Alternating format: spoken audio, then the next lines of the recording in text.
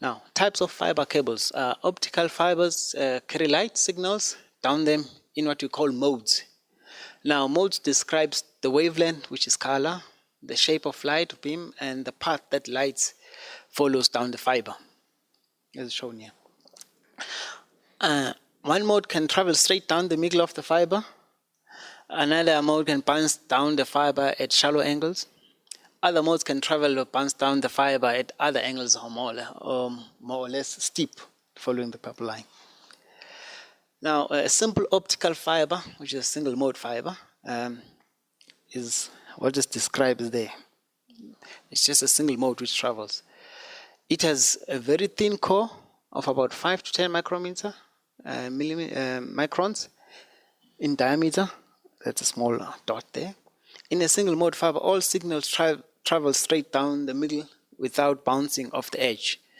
That is there in the red spot. So the light will actually travel straight down the red dot without bouncing. That's a simple fiber that you'll have. Now, cable, TV, internet, telephone signals, and generally carried by single mode fiber are wrapped together in huge bangles. So you'll have these fibers wrapped around in bangles, and you'll have optical cable. Now, it can send information 100 kilometers with this type of system. Now, a multimode, as I've shown, is an optical fiber which will be slightly thicker than a normal single mode, so that it is able to carry multi-mode of laser beams inside.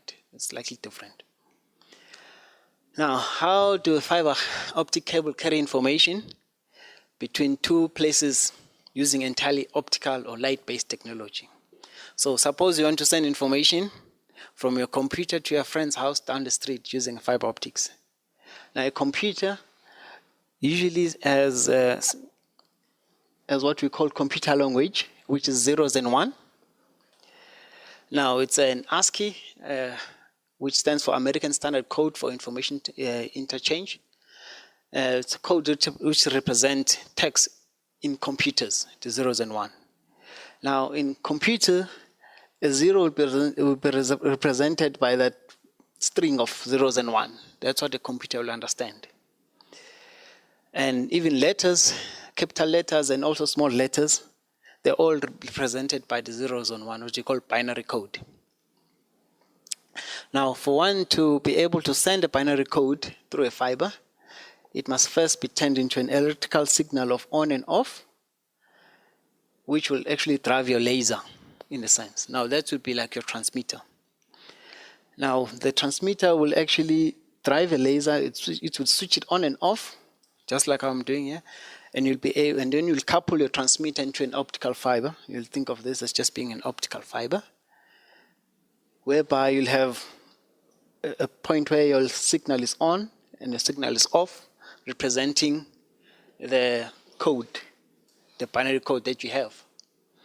And then you'll have a receiver at the end, on the other end of your neighbor, with a detector which detects when the laser is on and when the laser is off. And that will be turned back into an electrical signal, back into a binary code to your neighbor. Now, this process here is incredibly fast. It's at the speed of light. So a person can actually send immediately the information on the end. Now, how do you actually now increase the internet broadband speed? Now, you can think of how actually increase the broadband speed by actually adding more channels.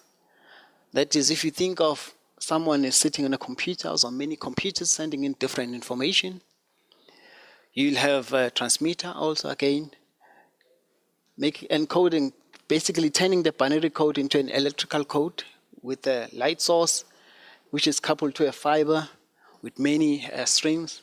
So basically, you have more, basically optical fiber can carry more information. Basically, it's still the same kind of signal of on and off.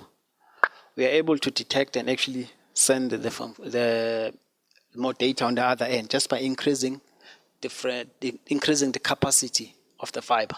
That's what it is. If you increase broadband, it means that you're increasing the capacity of your